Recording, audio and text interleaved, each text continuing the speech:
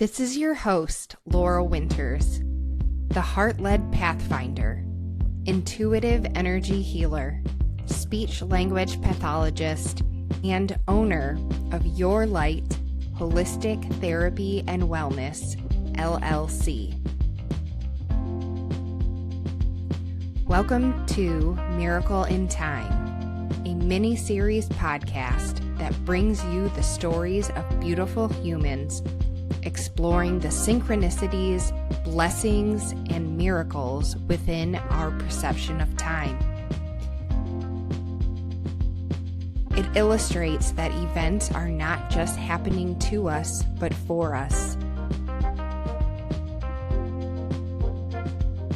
Life isn't always rainbows and butterflies, but it is a miracle in time.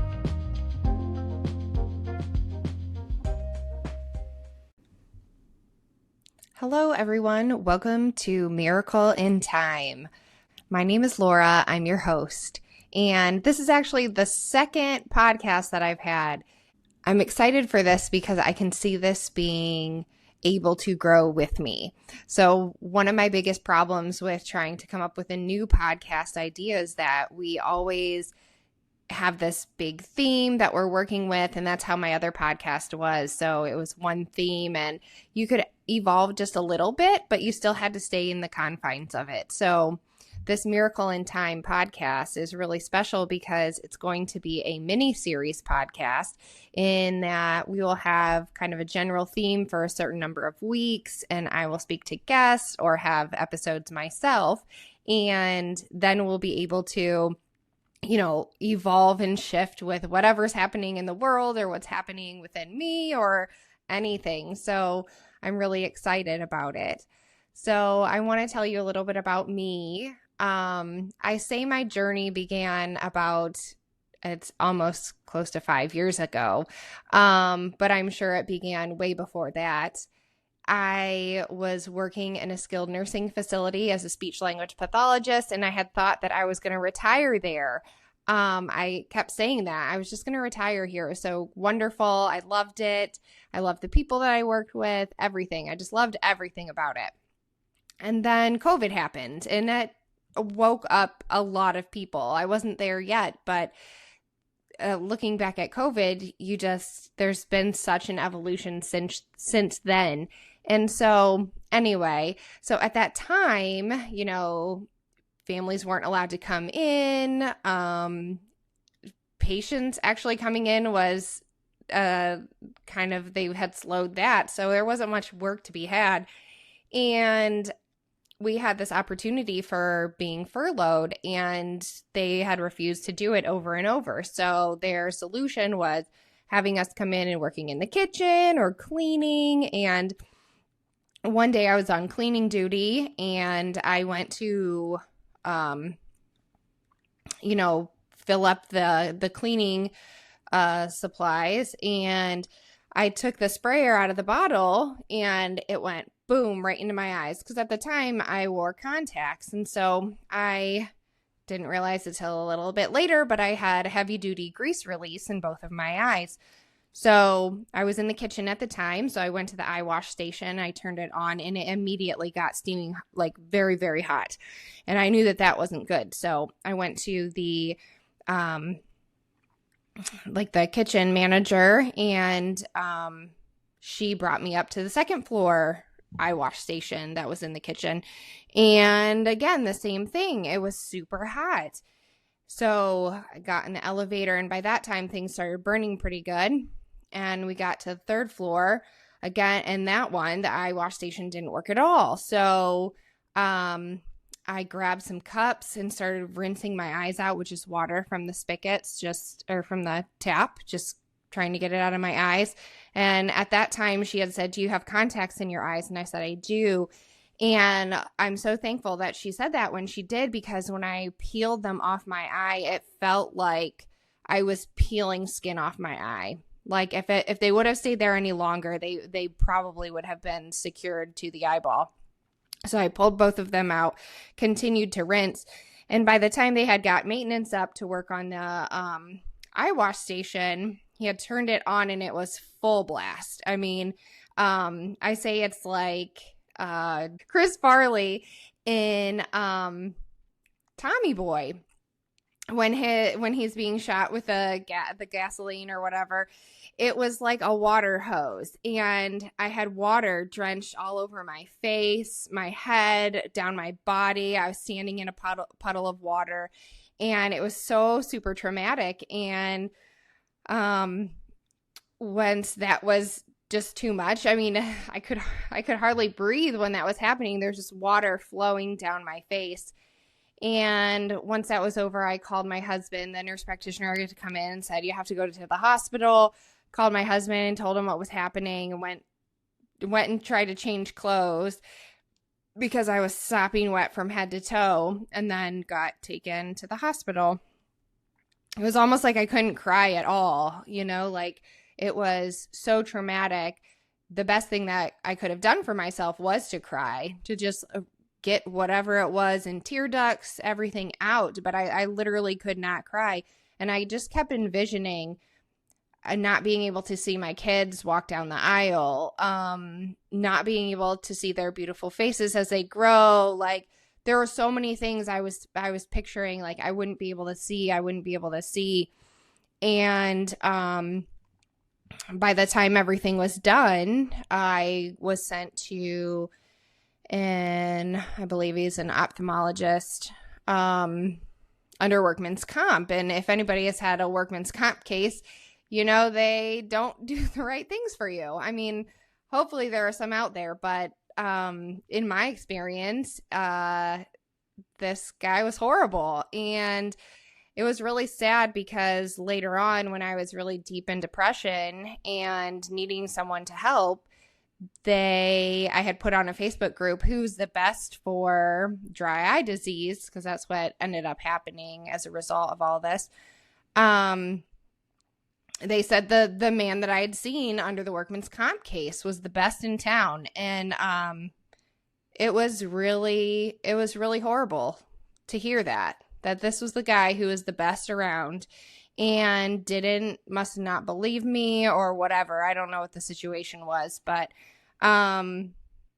yeah, I mean, just didn't take me seriously. So in his initial evaluation, he had told me, in 2 to 3 days, you're going to be totally fine. There's not going to be any issues. There's no, couldn't see anything on the surface or anything like that. And, so I was under the impression that everything was going to go away, and then it didn't. And I was having burning, and I was having a severe dryness of the eye where I'd wake up in the morning and I'd have to almost peel my eyelids open. And every time I'd go back and see him, he'd say there's nothing wrong. And, I could tell that there was just a difference. The doors are always open, and he would be in talking to somebody else about how he'd ride his bike and, seeing all these people and had a great weekend. And then he'd walk in with me and I go, hey, how you doing? And it was totally different. Okay, there was no rapport building at all. And all I wanted was some help because I was having such difficulty. And what I found through my journey was that even some of the simple tests for dry eye disease, he just never did. He just said it's just not there. And so, I mean, in hindsight is all for good reason, right? I had a journey to be on that was going to displace me from where I was. And so I needed to go through those hard times. I needed to hit those roadblocks in order to find the path that I needed to be on. So I ended up seeing another doctor who actually listened to my story and believed me. And what I found was that everything was solely in conventional medicine, right? When there's an issue that happens acute, you're there, but then because COVID was really going on, we were in the thick of it. I couldn't get into my normal doctor. And with the depression and anxiety that I was suffering, I didn't have the capacity to say, okay, well, let's make it for a month out and we'll go. It was just like, okay, just forget it. I just don't want to I just can't do this. And so I had been led to some Facebook groups and was getting some information from other people that was really, really helpful. And I did a lot of things that were very unconventional, and they really, really helped me. So during COVID, my views on so many things changed. And so what ended up happening was I became an ambassador for a medical freedom group, and I met someone who was a health coach, a functional health coach. And I said, maybe you can help me. And so the first time I saw her, I actually think it was just the first time I saw her, we didn't even address the eyes. At that time I was having, sorry about this, TMI, but I was having persistent diarrhea for 6 months.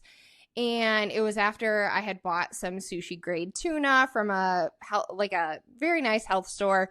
And I ate it and I got sick, and it just would not let up. So anyway, first session with her, she did some body work. She put her hands on my stomach, did some things, and then said, tomorrow you're going to have solid stools. And I was like, oh, okay. All right, let's see how that goes. Well, the next day I did. I woke up, had solid stool. First time in 6 months. Didn't believe it at all. So I wasn't going to text her right away. I was going to see how this panned out. And so the next day happened, solid stool. The next day happened, solid stool. And I was like, what is going on here? I am so excited to be able to offer a low-cost healing option for moms out there that are overcome by guilt from medical decisions. I am healing the guilt from making medical decisions early on in my children's life that I honestly didn't know any better. As a result, they have chronic illness, and I am often reminded that they have their own journeys too.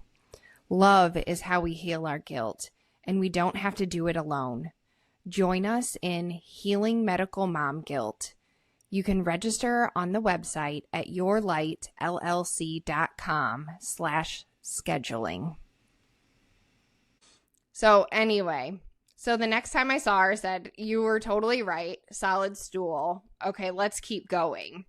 So we decided we're going to work on the eyes. So she put her hand over my right eye because that was the one that was the worst, or felt the worst. And within 30 seconds, a minute, she started gasping for air. She started almost kind of choking. And at the time I'm like, are you okay? What's going on? She's like, no, it's okay. Just releasing some things here, feeling lots of things. I don't know exactly what it is. And by the time she got done, which it seemed like a couple minutes, I don't know, maybe it's longer. It's been years. So, she said, how does your eye feel? And at that time I had been experiencing a pain of 8 out of 10 all the time. And that was a combination of dryness and burning and pain. And it was a 2. It was a 2 out of 10. And I had never, it had been, oh gosh, it had been a long time, almost close to a year. I feel like 9 months. And I don't know, I can't even remember the timeline. And it was just gone, just like that, almost gone. And I was like, what did you do? You obviously did something, but there wasn't anything she didn't do anything. There wasn't anything in my eye. There wasn't anything on my eye. It was literally her hands, and that was it. And we couldn't make sense of what she was experiencing. And it took me a while to come to figure out what was going on in the first place, because I'd never experienced this before. And then secondly, so I had never experienced that before. And then so to be able to it took a while to comprehend what was really happening. And so what I came to realize is that the things that she was experiencing in that moment, the gasping for air, the almost feeling like you're choking, you can't breathe, that's exactly what I was feeling when I was standing there with my eyes being pelted with water as it was rolling down my face. I had to keep turning my head away in order to be able to breathe because the water was so strong. And then it was another thing, like, how in the world could she have felt that?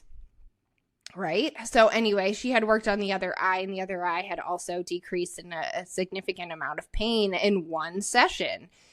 And so what I realized is that there's something more out there that we're missing out on. And that was a very pivotal moment for me. So what I learned was that I wasn't having physical pain. I was having emotional pain from the experience, the traumatic experience that had happened.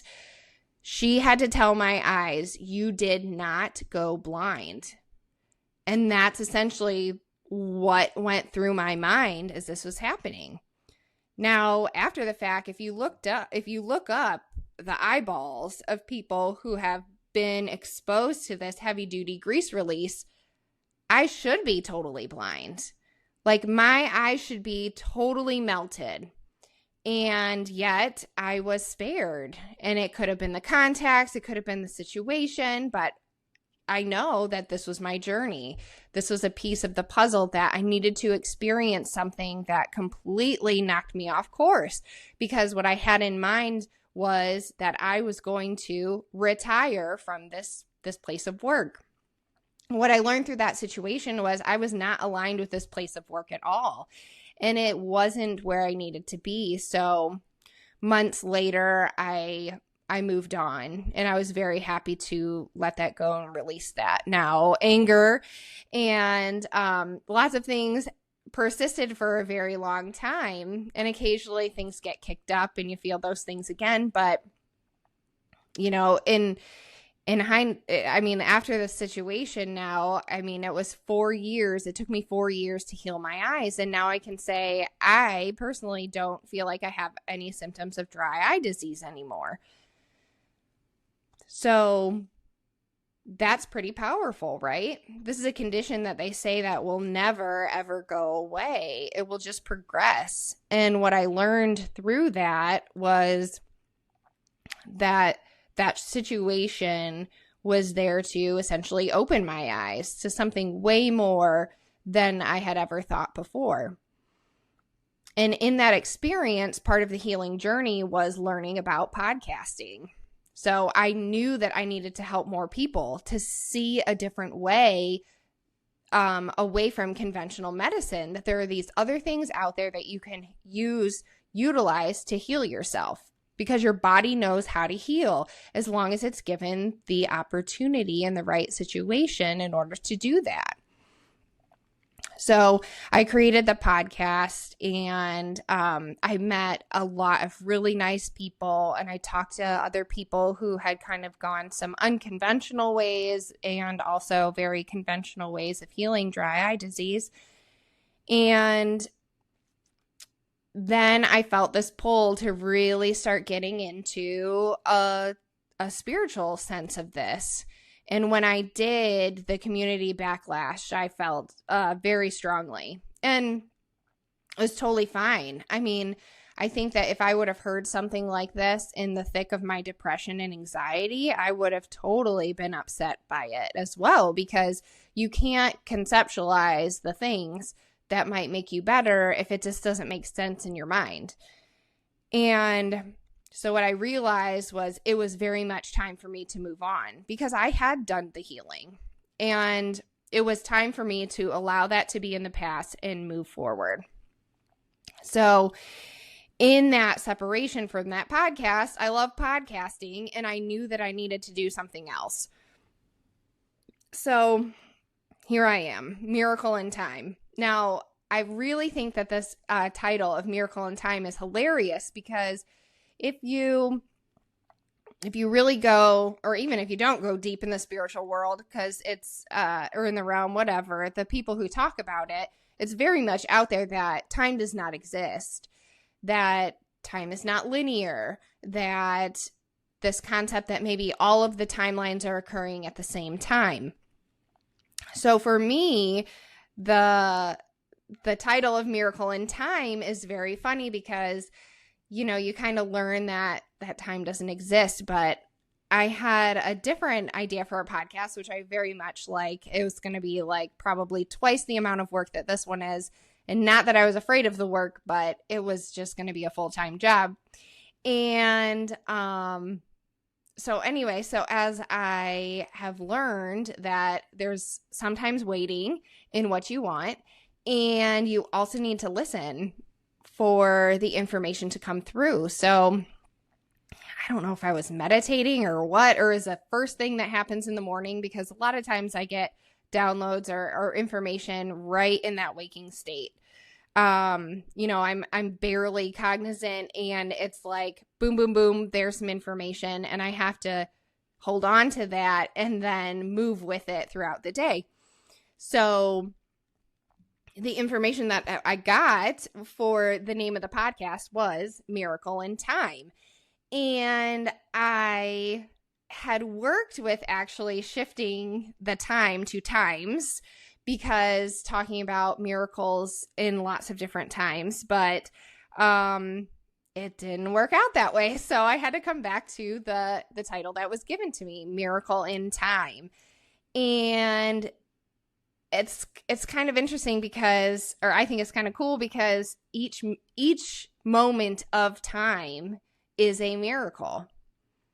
Every single moment in time, where you are, what you're doing, who you're with, everything is a miracle. Everything is just divinely orchestrated to bring you to that moment, to where you are. And we look at things that are negative as bad. We look at the positive things as good.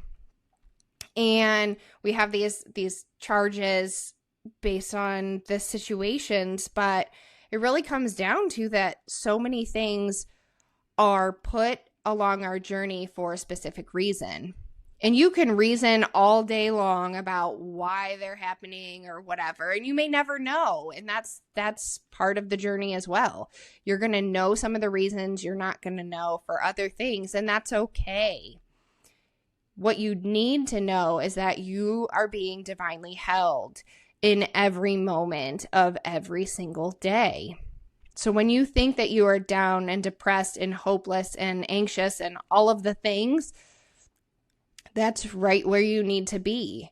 And what you need to realize is that you are not alone in that, and not alone with another human being, but you are not alone with and of yourself. That you have a team with you at all times, guiding you, showing you the way, giving you information. And part of my awakening was to realize that I am not alone, and I am being guided so much. And things that I would have ignored prior to all of this stuff happening, I don't ignore anymore. Because that incident with the eyes and the chemical and everything, that was a way for me to wake up. So I was on a path that I didn't need to be on anymore. I wasn't listening. Wake up. And that's what happened. And so we can be mad at the universe. We can be mad at God. We can be mad at anything. But each situation that you are involved in is beauty and is a miracle. And you may not understand it in this lifetime. You may only understand it beyond the veil. And that's okay. And so Miracle in Time, the podcast, is going to talk about those miracles. And they may be positive miracles, and they may be negative miracles. And the information may not even specifically pertain to a miracle at all. And it's knowing that all those pieces of information are the miracle themselves. So I really, really hope that you enjoy this podcast. I could probably talk a million times more about all of the things that happened, but that's just the introduction. I just want you to know how it came to be, to hear a little bit about my podcasting journey and what started it all. And I have so much more to say, but this is just the beginning. And so I'm really excited for this journey. You'll learn more about me. You'll learn more about some amazing people that have provided miracles in my life. And I hope that I am led to other people to provide miracles together and to be able to provide them for you as well. So I really hope that you come back and you continue to listen to Miracle in Time. The topics are going to be so much fun. They're going to be shifting. So they're going to be very much in the physical world, very much in the spiritual world, I'm sure in the emotional world as well, all over. And if you have something to contribute to the podcast, if you have a miracle or you're doing amazing things or you have a struggle, then please reach out. I would love to hear from you and see how we can make miracles together. So welcome to Miracle in Time. And I hope you have a wonderful day. And I hope you have just a great time listening. Thank you. Thank you for listening to Miracle in Time. If you would like to explore a theme or know someone perfect for this podcast, please fill out a form on yourlightllc.com/podcast. If you would like to learn more about my services, you can visit the website at yourlightllc.com. I want you to remember that with all life's ups and downs, you are divinely held and guided throughout your journey. Don't miss out on this miracle in time.